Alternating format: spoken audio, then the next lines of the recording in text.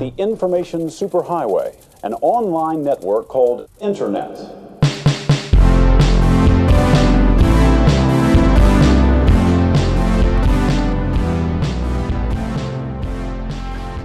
Still January? No, it is not. Welcome to Still January, Oh no. the podcast. What do we? We're going to break down every January date wait, are we actually recording right now? Yeah, we've been my recording God. for 38 seconds. Awesome. I think it'd be a fun idea to maybe not like if there's a very specific amount of time in history that every day is really interesting to break down exactly everything that happened on each of those days to get like a full context of that week. Let's try this. Yeah. What'd you do on January 1st? Oh boy, probably slept a bunch. I remember What'd you do on New Year's? New Year's I was home and I slept. No, I mean I was at my apartment and I just slept. I didn't even wait until. Whoops. I didn't. There's no point. I was by myself. Like, who was I going to celebrate with? The cats? Yeah. No. You're sweet boys. No, I was mostly just like, I'm going to fall asleep watching. I think I watched some TV show or YouTube or I don't know. It wasn't anything important. That's we're talking about January 1st. So you just slept on January 1st? Yeah. I don't know. Your cat's going crazy. She's going wild. I don't know. I used to have a thing where every January 1st I would try and really make a big deal out of everything. Like, what's the first song I listened to this year? What's the first show I listened to or watched this year? Yeah. That sort of thing. But I realized after years of doing that I never remember by come next year. So it's obviously not important. No. So this year I was just kind of like, I'll just sleep and do whatever. I don't care. That's fair. I think I slept a lot. I think I actually worked on a bunch of stuff. Because, the night before New Year's, I went to a party and we stayed up till 6 a.m. playing games. Yeah. And then I went home and then I feel like I ate a bunch of food or something. I feel like I went to Whataburger and murdered myself. Most people's New Year's resolution is to eat healthier. Oh, no. You were exact opposite. I didn't make any New Year's resolutions. Yeah. I think they're fun to make. I hardly ever stick to them, but mostly I've heard a couple philosophies about New Year's resolutions. Why don't you make any? Oh, well, no, I was about to say I have in the past. I just didn't this year because it didn't occur to me. Gotcha. And I think it's something that I don't really care for doing because it's just an arbitrary day to better yourself. Sure. Which is fine, but I would rather think of something that I want to do to better myself and then just do it instead of waiting for an excuse to make myself do it. Sure. I think for me, I do need those milestones where it doesn't have to be the beginning of a year, but there was one year, a couple years ago, one of my New Year's resolutions was to try something different every month. So on the first of each month, I would do something different. That's neat. So I was, my brother's vegetarian and I was like, I wonder, I've never gone vegetarian for any sort of point in my life. I just kind of want to see what his perspective is. So I want to go vegetarian for a month. And that was pretty fun. And then another month I was like, I'm going to vlog every day for a month just to kind of see what that's about. But fun. Thankfully that was a part of Veda anyway, if that is. I try to take a picture every day, just some weird thing to change up my pattern in my thing. But I like having that. It's the first of the month. Now you can start. Yeah. I think for me, the only times I will definitely put a thing that I can't do something until this specific point in time or I meet this specific goal is if it's a monetary thing. Yeah. Because knowing myself, I will spend way too much money and not budget, not think about it if I don't like my whiteboard system. I'm working on an office renovation right now, but my whiteboard game system thing where I have goals that I need to hit, and if I hit 100 points, then I get to do the thing that was the goal. And right now, that's the office renovation. So, and that's going to cost a lot of money. Sure. So I want to be able to like actually do that. And like whenever, kind of an arbitrary thing, whenever I would upgrade stuff for those shows, instead of like slowly rolling them out, I would say, all right, if we're going to do like a complete rebrand, I haven't done this in a while because I'm kind of happy with branding is right now. But if I'm going to do a complete rebrand, change sets and everything, we're going to have a season change, which is a completely arbitrary thing. But I think it's a nice milestone to change things off of. It's kind of like how I'm doing like themed months this year. And I enjoy that because it allows me to kind of put the past month behind me. Yeah. And be like, all right, everything last month, all my failures and shortcomings doesn't matter. I'm going to move on to this brand new month of brand new video topics and figure it out from there, sort of a thing. Yeah, I like that. I like the idea of your themed month thing, mostly just because it like adds a lot more cohesion. Yeah. I feel like people can know what to expect. Hopefully, yeah, that too, and you can know what to expect. Yeah, as that's well. true. Because that's something I struggle with the show with issues is since it is the only like stipulation on it is and it's not even a stipulation that I always follow. Is that it needs to be about a character in some capacity. It's because the tagline is a closer look at the comic book characters you know and love. Even though we don't talk about comic books on this show, but on this show, that show, yes, that show we do, yeah.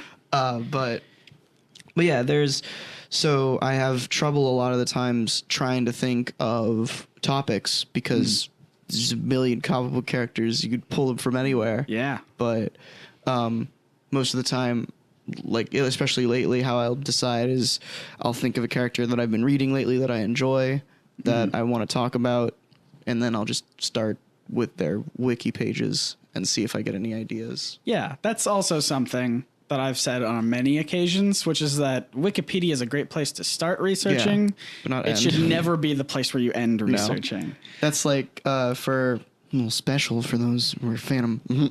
Oh, God. Okay. A little special for those who are a fan of my channel. I'm doing a video on Batgirl soon, and I just wanted to do a video on Batgirl because I wanted to do a DC video because I hadn't in a while. DC issues anyway because I hadn't in a while. Yeah. It might be out by the time this podcast gets out. Honestly, who knows? Who knows?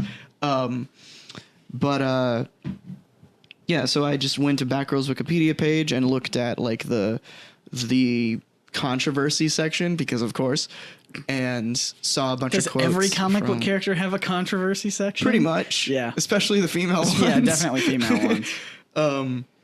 So I went down there and there was a feminism section, and then there were lots of quotes and citations from the Supergirl's book by Mike Madrid, is that his name? Yes. Yeah. Mike Madrid. And then I bought it and I'm going to read it, and it's over there. Look to your behind. It's on my coffee.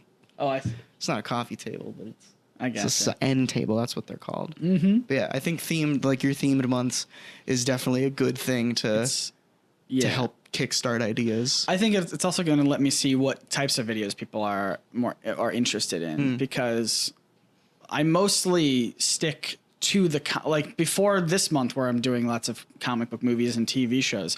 I for the most part stuck to the comics pretty closely where I was like, hey, we're going to talk about specifically comic books. Yeah. To the point where like some people would be like, how come you didn't mention this thing in the movies or in the cartoons? And I'd be like, because we don't talk about that stuff. We talk about the comics. But now I'm this month because the theme is comic book movies and TV shows. I'm doing that, and it'll let me see what kind of things people are interested in. Because I'll even do more, like, I guess more genre type things. Like this month, I'm thinking about doing a whole month talking about legal issues in both in the comic book industry and in the comics themselves. If there's anything interesting, and if people respond very negatively, like I don't care about learning about law, this doesn't make sense, then at least I'll have a whole, it's better than judging people's response off of one single video. I can be like, here's a whole list of videos, and if they just do not do well, then I know that topic is probably not going to work in the future. Yeah, definitely. So. That's an issue that I struggle with like judging things way too quickly based on one video. Yeah. Which I've tried not to do, but like with Retcon, for example, Retcon is a show that I did a while ago where basically the idea of it was I would get people who... What are you doing to my cat?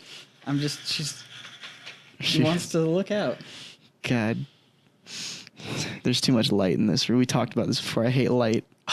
Scott opened the blinds. And it's amazing in here. God, I feel like disgusting. it's an entirely new home. Is it? Yes. I will agree that I like it. It's just I don't like people looking at me. And there's no one out there. And I'm in a secluded area in this complex, but nobody's gonna. Still, it spooks me. Anyway, back to canceling Retcon. Retcon was a show that I did. Scott was actually, you describe what's Retcon? You were on it. Retcon. Yeah, that's kind of where you take someone who doesn't really know a lot about a thing, or at least doesn't remember a lot about a thing. Yeah. And then you ask them questions about a character or an event or a movie or whatever. The original idea for it was, and this is how I was kind of able to get it, is ask people who don't read comic books about comic books. Yeah. And it was supposed to be show on the streets. Yeah, it was that's where it spawned from. I had another show back in season 1 of my channel called The Show on the Streets, which was and continues to be one of my favorite things ever. Just nobody watched it. Where I would go, it was a man on the street type thing where I would go out and interview random people I'd never met and just ask them questions related to a topic about comic books and see what their answers were. Retcon was a more controlled thing where it was one person per episode, and it was supposed to be kind of a comedic thing, but the issues I ran into, I had 3 issues. No pun intended. One, a lot of the people I got weren't very comfortable on camera and didn't their answers weren't very entertaining to watch. 2, nobody watched it. Right. And 3, it was very hard to get people that didn't know a lot about comic books, because a lot of my friends know a lot about comic books, and those that don't are still my friends, so they are exposed to it in some way, shape, or form. Gotcha. Which is fine. I mean, Sure. You were on it, so That's true. It's Twice, I think. Yeah, you did one on. Did you do Secret Invasion? Yes. Yeah. And then I did the Illuminati. The Illuminati, yeah. Did I release the Secret Invasion one? I don't know. That's a great question. It's unimportant. I never released any of the season 2 episodes. Gotcha. Which maybe I'll put those on Patreon at some point, but I recorded 3 or 4 episodes of season 2, but I canned it before it came out because I wasn't happy with it, and it was stressing me out. But yeah, that's back to my point. My point is, I think I've gotten better about it, but I cancel things too quickly. Because I'll put something out there, and like 2 or 3 episodes in, I'm like, this isn't doing good.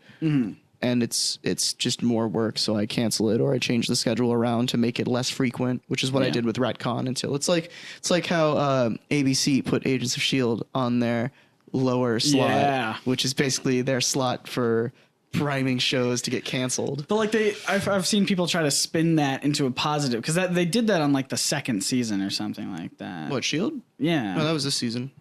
For what? What are you specifically talking about? Agents of S.H.I.E.L.D. Right, but like what specifically are you talking about? Put on like a lower slot. What do you mean? Oh, them change the time slot From when it airs. When does it air? At like night.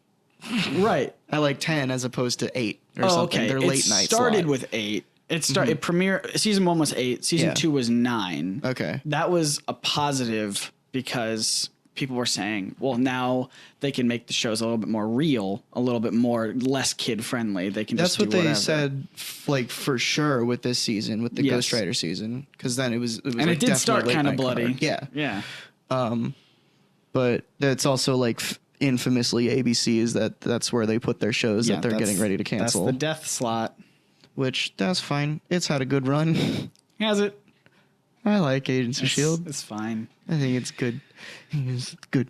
You don't know anything We don't about talk about comics on this show. as a show. I don't know. It's not a comic. Yeah, I don't know. I've also been trying to do a thing. I mean, I'm gonna start doing a thing where at the end of every month for video wise, I want to have a big video.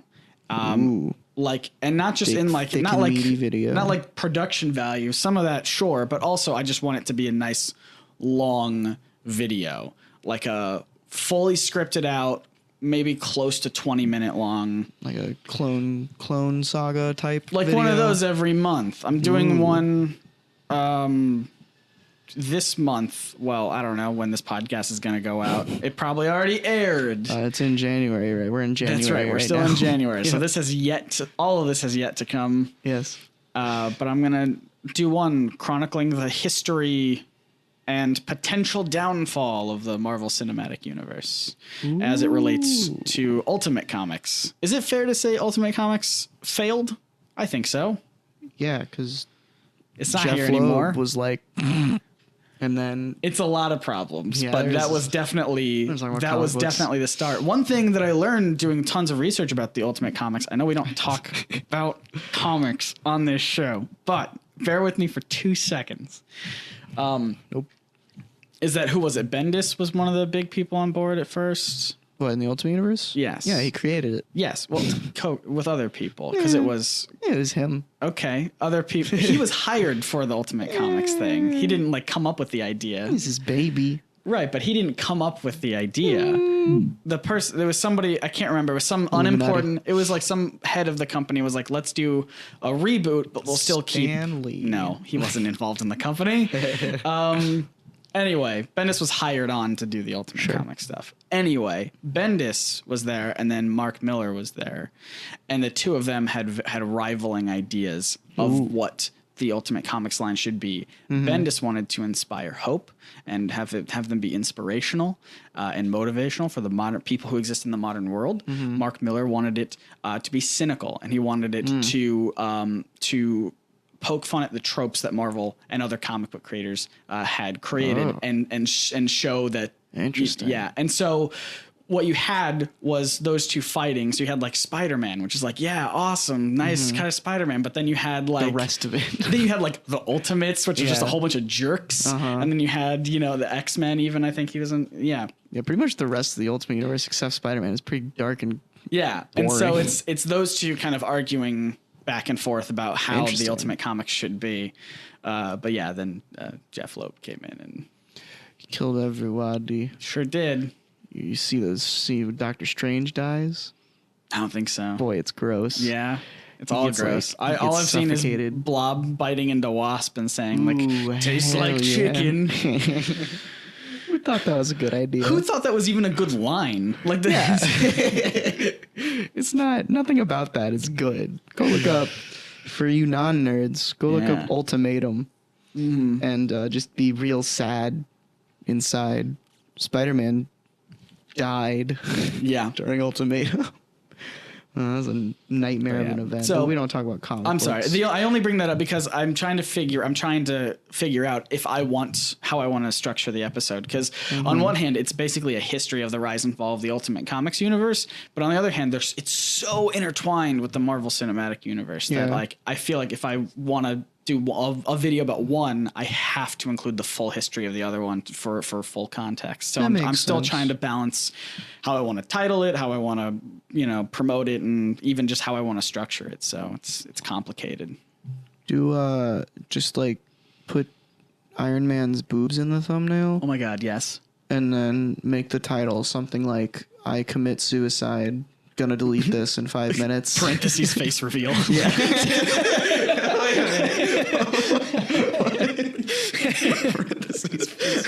Wait, does that mean that you're like, are you killing yourself by like skinning your face and you're showing your true face? Oh God. What do you think it would go viral? Yeah, probably. Yes. Then yes. YouTube might take it down. Oh, Then Facebook. Okay. Yeah. I don't know. Here's a question that I was talking to Celeste about the other day. If you streamed, like, if you were streaming and you killed yourself, would they ban you? Because it's against. I feel like it's against the terms of service. But like, why would you ban that account at that point? They're dead. I feel like you'd have to, because the account would be left. I feel like the account would be left to somebody, whether explicitly stated or otherwise. And so they would just ban that account, but not. I mean, that person's obviously dead. I don't know. It reminds me of. Did you ever watch the kind of remake reboot of Nightmare on Elm Street? No. It's fine, but like, they bring it into the modern world, and so there's a part, and I could be remembering this very wrong, but there was a part where some kid, because the whole concept is you fall asleep and then Freddy Krueger's gonna kill you in your sleep or whatever, so you gotta stay awake for as long as possible to stay alive. Get yourself a Starbucks refresher. That's right. It says on the can, "Stay away from Freddy Krueger." That's exactly right. So one of the refresher one of the day keeps the side Krueger away. that is their slogan. One of the side characters was not even a side character, it's just like a random one-off. Like, look at this thing that happened to this other guy. They just, I guess, were showing a YouTube video of someone who was like trying to stay awake and trying to explain their situation, and then they just doze off, and then I guess like they kind of like jump they jerk around. They jerk around, seize up, and then they slam on their keyboard. Oh no. And then it just like goes into like TV static. And I'm like, who uploaded that? Yeah, that was my first problem. But then somebody was like, well, he could have just been live streaming it. Fine. TV static. Yeah. It's like a Bo Burnham joke in Make Happy when he's got the song where they're calling him a faggot, and then he turns the track off and it does a record scratch, and he's like, who pressed that on the vinyl? You got a record player back there? That's right. It's TV static on a YouTube video. What is happening? I mean, I feel like that may have been a thing back in like when Google Plus was incorporated. I don't know. Maybe it was just like an aesthetic thing that they wanted to do. Well, I don't know. They have when a video is like privated and you try and look at it, there's static. There's that, but they were watching it. Yeah. Maybe. And it wasn't taken off of YouTube. Here's what happened. Okay, tell me. He was streaming. Okay. And when he hit his keyboard, he somehow hit the private button on stream. Oh, I feel like that's more than one button press. He had his mouse over the save button when he had already set it to private, and he whacked his Why did he TV. set it to private? That's his prerogative. Maybe he just wanted to abruptly cut the stream off, but like not with him dying. Fair enough. Or maybe Uh-oh. this was his contingency plan. If he did doze off, he didn't want to see people see him die. Okay. So he was ready to go. But wouldn't he? I feel like his whole plan, because you've seen the movie, obviously. That's why we're talking about it. Of course. I feel like, so correct me if I'm wrong, he was only streaming so that people could see his condition. Well, he wanted to, so he was a scientific man. Right, of course. So, what was his name again?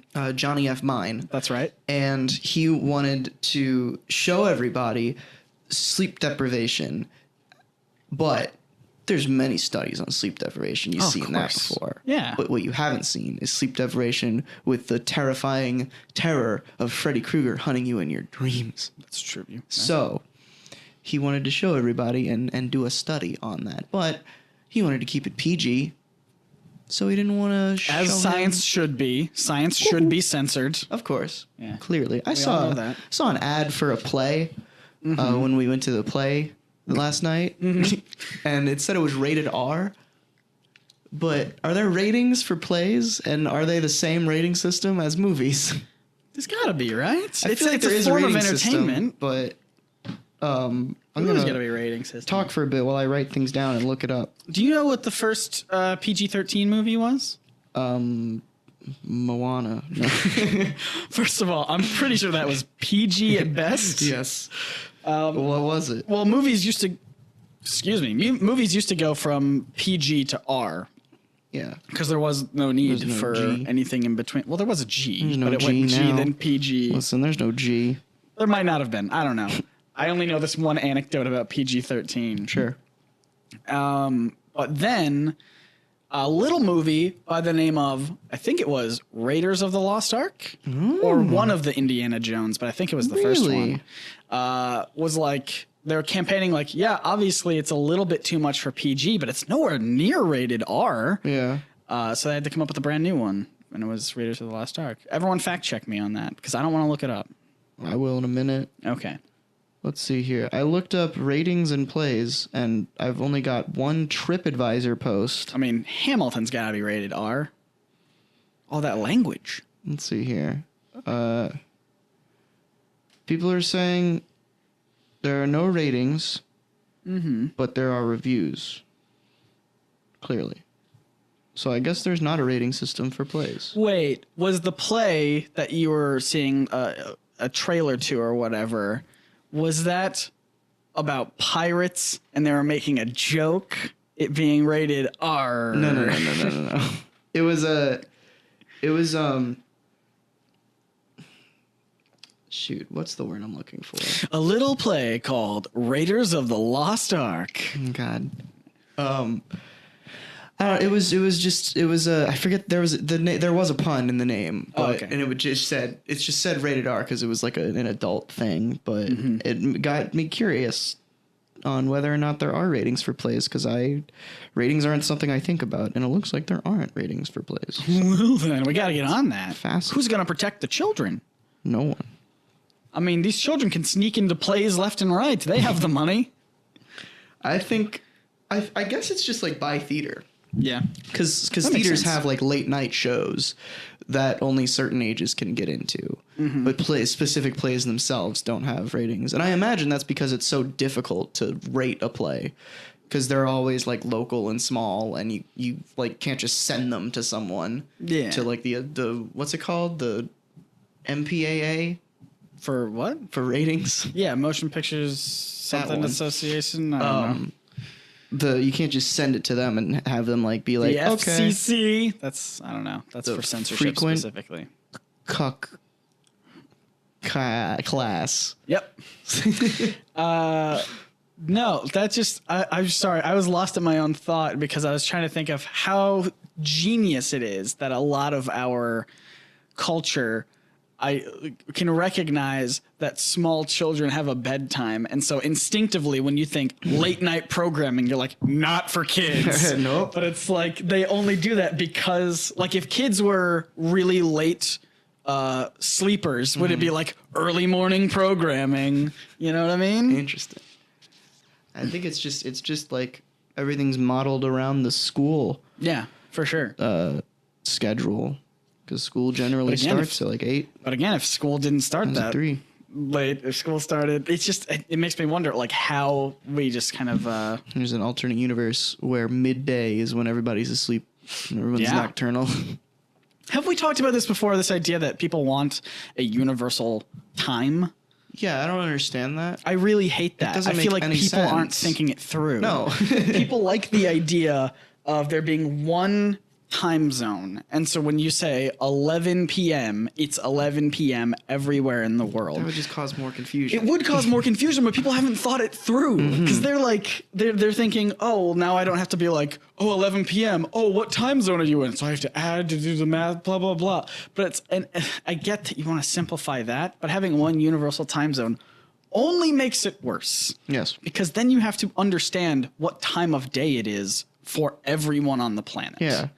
So like 11 p.m. here could mean something entirely different 11 p.m. in China. Yeah, it would be like instead of you having to just do math to figure out what time it is, because think of how that works. If I go, all right, I want to have a meeting at 3 p.m., but I know it's gonna be like 14 hours ahead for someone in like Australia or something. So I can just do that and figure out, okay, that would be crap. I didn't want to do 14. That's way too much math in my head now. You got this. 5 p.m. or 5 a.m. Sorry, then it would be 5 a.m. Is that right? I don't know. Okay. I wasn't paying attention. All right. So let's say it's 5. So then just off of that information where I go, I want to have a meeting at 3 p.m., but I know it's going to be 5 a.m. for them.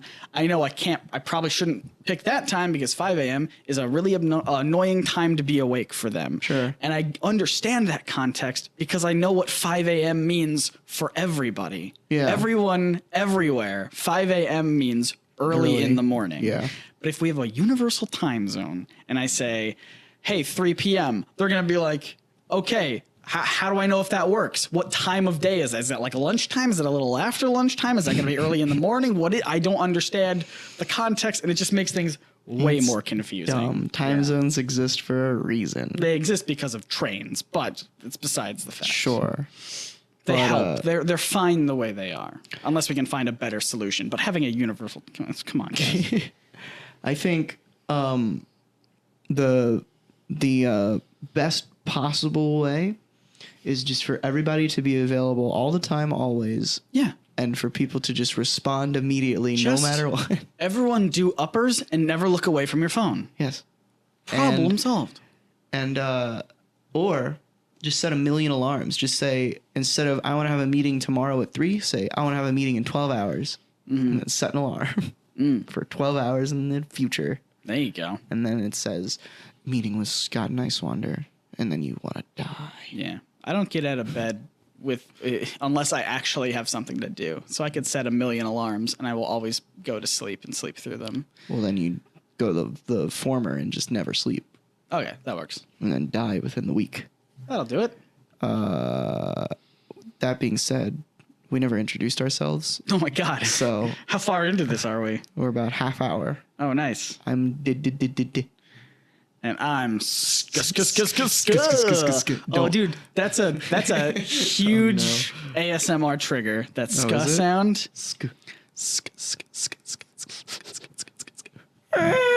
You're welcome, about that everyone. Oh, That's a new ASMR channel that we're starting. it's just called just obnoxious ASMR, and it starts off like really nice. It starts off really calming and soothing, and then all of a sudden Dylan comes in and just makes this noise. How about this one? That's real soothing. You gotta come in and ruin it. Oh, I have to come in and ruin it. I thought you were the ruiner. It's fine. It's different. It changes every time. All right, keep going.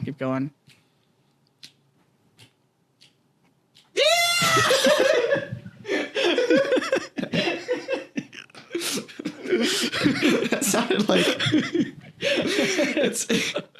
that sounded like like a cowboy going by a train and ready to he's trying to catch something. He's like, Yahoo!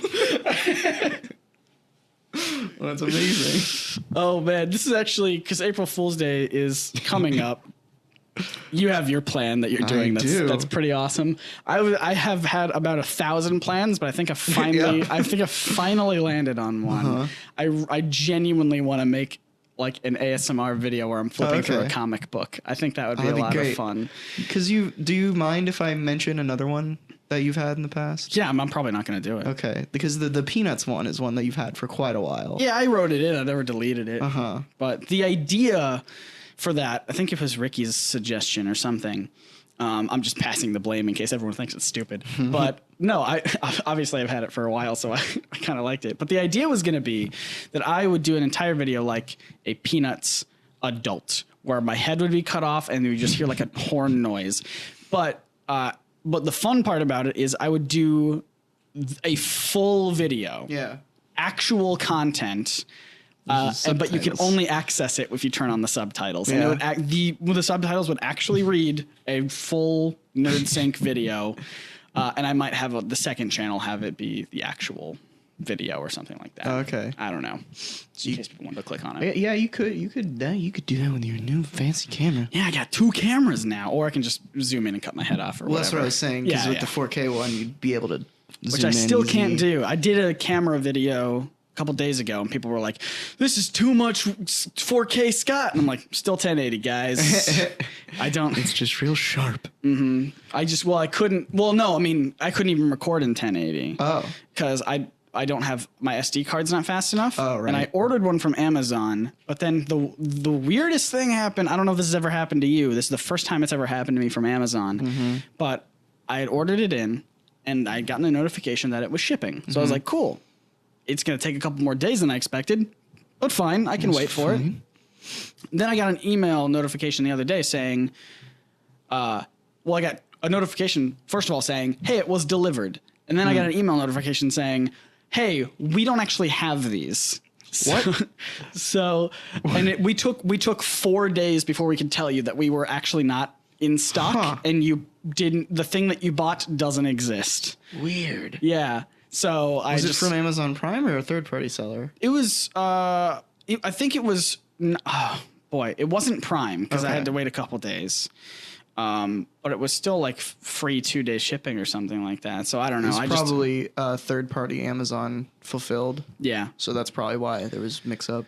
So I'm still waiting to get an SD card in. So I still only recorded in 1080, so it wasn't even as sharp and nice. And I thought about this the other day because I showed you the first test of the 4K footage that I did, and we blew it up full screen on my Retina iMac. 5K iMac. But I thought about this. I feel like that wouldn't give us the full resolution. What? The hell was that? What? I heard a very loud, abominable snowman noise. I don't know. Continue. I was going to say, when we blew it up to full screen, I felt like that didn't give us the full resolution because I was still just blowing up a 1080 comp. So it looks real pretty to me. Yeah, it's still pretty good, but I wonder. I want to go test it again. I was going to ask, are you, once you get all the equipment necessary, are you going to edit and upload in 4K? Or still do 1080? I'm probably going to do 1080 for now. Okay. Simply because it's more of a hassle to export in 4K. Yeah, just takes longer. It takes longer, and also it means I have to update all of my assets that I've made in 1080. Like the Nerd Sync bumper, that's going to take forever to upgrade in 4K. Yeah. Which is, it's something that I have to do eventually, but I also feel like for talking head stuff, the resolution is not that important. No. If it was a gaming thing, I would say absolutely go 4K. Yeah, or a tutorial, even like a tech channel. I would say a tech channel, doesn't matter what you're presenting. If you want to be an authority in that space, you got to have, 60 frames a second 4K video because how else are people going to know you're serious? But me talking about comic books with just mostly my head, I feel like 4K not really important, but I will use it for very crisp videos and not losing any quality when I zoom in. So. And I think especially nowadays with so many people viewing YouTube stuff on their phone. Yeah, it's like half of our audience is phone stuff. Yeah. You still have very good resolutions on your phones, but they're not big enough to even if they were even if it was a 4K screen, it's not big enough for your eyes to notice that it is the difference for sure. That's why 4K TVs are so huge normally because that's what makes it all pretty. Absolutely. I have been adding. I feel like I add a lot of sharpening to my images, and I'm discovering this recently. I always forget to add sharpening, so I don't. I forget to add vignettes a lot of the time. Ooh, I always have vignettes. I feel like I forgot to do it on my latest video because it was the first time I was playing around with my color grading, and I guess I just forgot that section. But I was I've been watching a ton of tutorials on just DIY filmmaking or even just Premiere stuff, just Premiere tips and tricks. But it's not there is one guy who I watched who's just so charismatic that I like watching him and I subscribed, but his videos are 10 keyboard shortcuts you should know in Premiere. Control C copies. And it's it's not helpful at all, but he's so much fun to watch that I was subscribe. That's good. But there's another guy. Give him a little plug? Oh, I don't know his name. Oh, boy. I'm sorry. I'm a very new subscriber. Dennis, go find it. Go find it, Dennis. Based on that put it on the screen right now, Dennis? Yeah, put it on the screen. Thanks, Dennis. But we were... or no, what was I saying? Oh, there's another channel I was watching that is... This one I do know the name of. It's called Video Revealed. You know that one? Nope. Colin Smith. He's a very old pro video editor. And so all his tutorials are very much... most of them are stuff that I will never use. Yeah. But they're just hey, if you're working in the professional video editing space and maybe you need to export to a movie theater, here's the formats they're going to use. Oh, interesting. Or here's how you're going to make this kind of title effect that is very famous in movies. Or here's a very in-depth editing technique that a famous editor uses that will probably not be anything towards most of you guys, but it's here if you need it. Does he it's got that an sort Edgar of thing. Wright one? Do what? Does he have an Edgar Wright one? What do you mean? Edgar Wright. What about Edgar Wright? He's just a tutorial on stuff that he does. No. Oh. His tutorials are more just like, here's one thing that I want to teach you. Not like, here's how an editor edits. It's more like there's one specific tool in Premiere that was added because I think it was, I can't remember the editor. It was maybe someone who worked on Gone Girl or something like that. I don't know. Very famous editor. And apparently Adobe had brought their Premiere Pro programmers into the editing suite and basically was made a bunch of adjustments for that specific editor. So he was like, they would camp out in his studio, and every time he'd be like, hey, can you make a thing that does this? They'd like go and code it for him real fast. And What in the world? Yeah, and they implemented a lot of that, I want that. a lot of those features into the actual program that we all have. And That's so he was kind of walking, like the whole video revealed video was like, so this is the kind of feature that they added for this specific thing, and it helps you edit faster or whatever. Not really, Interesting. but yeah, it's pretty cool. Anyway, I don't know what I was trying to say about all this.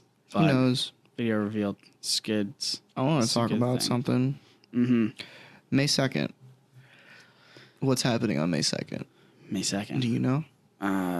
It's probably Guardians of the Galaxy or something like that. No. Oh. Annotations are going bye-bye. Oh, are they? Yeah. Oh, nice. Yes. You agree. It's a good thing, right? Oh, I 100% Yes. agree. It's a good thing. Thank you. I had a very civil conversation, and I'm not saying that sarcastically. It was very civil with a person on Twitter yesterday, and he and lots of people that were responding to him were very upset that annotations were leaving, and I was genuinely confused as to why that's a bad thing. Oh, yeah. And he was like, "Well, you can't put them. They're always the new stuff is like confined to the middle of the screen, and they don't work. They're annoying." But do you know why they're confined to the middle of the screen? It's for mobile. Well, so like not even the mobile part. Think of the YouTube player. It goes click over the anything. video. If anyone has annotations that are at the bottom of Right. the screen, you can't click on them now. Right. So it doesn't matter. The only thing I agreed with him on was that that you can't, like, the sizing options are annoying. Yeah, that's 'Cause true. you can't size them very well. But like, annotations are they're so outdated and they don't look good. And like, one of his They're arguments, so hard to use. yeah, one of his arguments was that annotations are they're like the new end cards aren't pretty. But like, annotations are just text. Annotations are real ugly. Yeah, they're incredibly ugly. But I don't know. I'm happy that annotations are leaving because to me, it's less people that will be able to use them. And it might, probably not because it's YouTube, but it could spell like maybe they're taking the technology from annotations and the end card stuff and combining them in some way. Yes. Here's what I hope they do moving forward. Because there is still one use of annotations that I really enjoy. So are they just like not supporting them on older videos anymore? Or No, those they- are staying. Any Okay. annotations that have been made prior to May 2nd are staying. But they're not allowing you Yeah, to you can't either- make new ones. Can you edit old ones?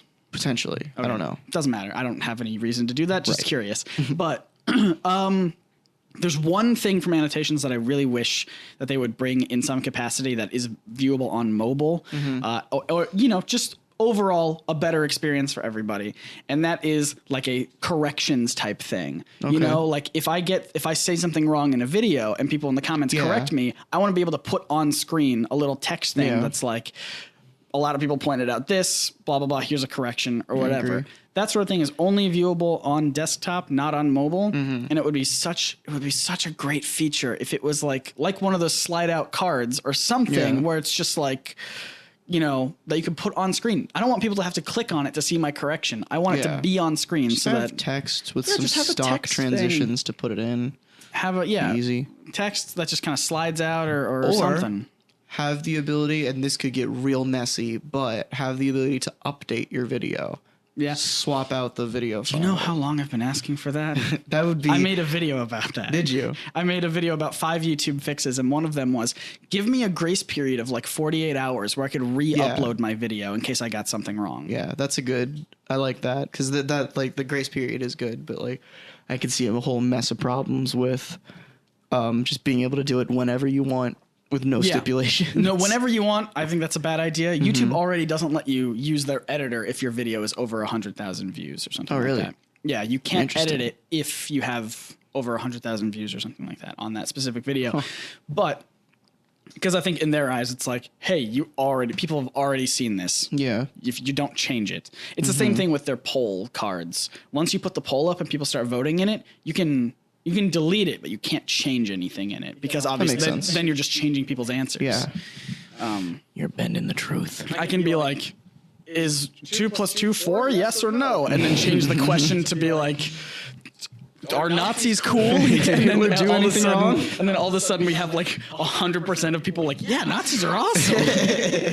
Oh no. So yeah, I understand that. Yeah. But I really would like a 48-hour grace period where it's like, hey. Same with Twitter. Yeah. Let me edit my goddamn tweet. I don't even care if it's permanent. No. Like, give me the next like 30 minutes to edit a tweet. Exactly. Or the next like 5. Sure. So I can notice my spelling mistakes. So when somebody, when it's the thing that I hate is when I'm tagging other people and I spelled something wrong or I said something wrong, because especially if it's someone who's bigger than me and I'm just like, maybe replying to, some big YouTuber or something, and I got it wrong. And I'm like, I tagged them in this, but I have to redo it because I don't want to, dang it, and I have to tag them again. And it's going to be annoying to them. I find myself more often than not nowadays responding to someone with a spelling mistake or wording something wrong, and then deleting it and not having the motivation to try again. So then I just don't respond at all. Well, this was a sign. Yep. I did that the other day to you because you had called me about the cat toys. Yes. I wondered about that because I got a notification and I went to go reply and it was nowhere. Yeah. I was in bed and I saw the tweet about it and I responded. I was like, oh, are these the cat toys? But I like spelled it wrong or something, and I deleted it and I was like, I don't care. I'm sure those are the cat toys. I don't need to ask. They are, and you got one. But yes, I got a person. Can I just say another Twitter thing? Sure. People, if I quote tweet you, stop deleting your tweet. I saw your rant about that the other day. It happens to me a disproportionate amount. I don't want people to know that they said anything. But sometimes I do call people out for like dumb things. Yeah. But most of the time I'm just like answering questions. Yeah. And so now, one of my favorite examples though, and it's still up because I loved it so much. Somebody I can't even remember what it was. So like, whatever. Somebody tweeted something at me, and then I quote tweeted it and said, someday when I'm on my deathbed, this will be my The Secret Lies with Charlotte National Treasure type thing. And then everyone was like, wait, it's gone. What did it say? And I was like, you'll never know. That's the deathbed. That's The Secret Lies with Charlotte National Treasure clue. You'll never know where it leads because you'll never find it. Oh no. And again, I have no idea what it was either. So whoops. Now you don't even know. Yep. Now it's lost to history. Well, we're closing in on 50 minutes, and I feel like we should wrap it up because last time we went way over. You're right. So we're going to go way under this. We're not way under. We're not under at all. We're over by 2 minutes, yeah. But it's fine. We introduced ourselves kind of before we got into our ASMR bit. Sure. But I'm Dylan. Mm-hmm. I'm Scott. Yeah, I'm Scott. Freaking! Can I just say? I brought this up. We recorded a Nerd Sync podcast earlier today, and it was one of our last ones that we're doing for a while. And I brought that up, and Bryce and Chris were like, well, "How else are you supposed to say?" I don't know. I'm Scott. What's up? I'm Scott. Hey, I'm Scott. What's up? I'm Scott. Hey, gamers. I'm Scott. I'm Scott. It's like I'm Scott. Like an arc. I'm Scott. Yeah. Look to your left. You see the arc. You can see the what's that called in After Effects? The line editor. Yeah, that's what I had in my head, but I didn't want to make that reference because nobody understands. Editing. iTunes. Go rate and review. Yeah. YouTube. Like and comment. SoundCloud. It's there. Is it on SoundCloud? Yeah, I think so. Is it? I feel like it's not. Yeah, it's supposed to. Yeah, I know, but I people keep asking. Oh, I'm sorry. We'll probably have a bulk upload of like 20 episodes. Dennis, it's probably not his fault. I probably didn't set it up appropriately. Dennis, if you're listening to this, which you are, unless you're skimping out, message Scott or just go to the Slack channel and say, hey, give me the SoundCloud. Well, first stuff. and foremost, check to see if they're on SoundCloud. Yeah, that And too. if we don't have a problem, no need to message me. I think the first Don't ever few talk are to on me, there. Dennis. Don't even speak to me. You do your job, Dennis the Menace. Don't look me in the eye. No. All right, we want to get one more for good measure.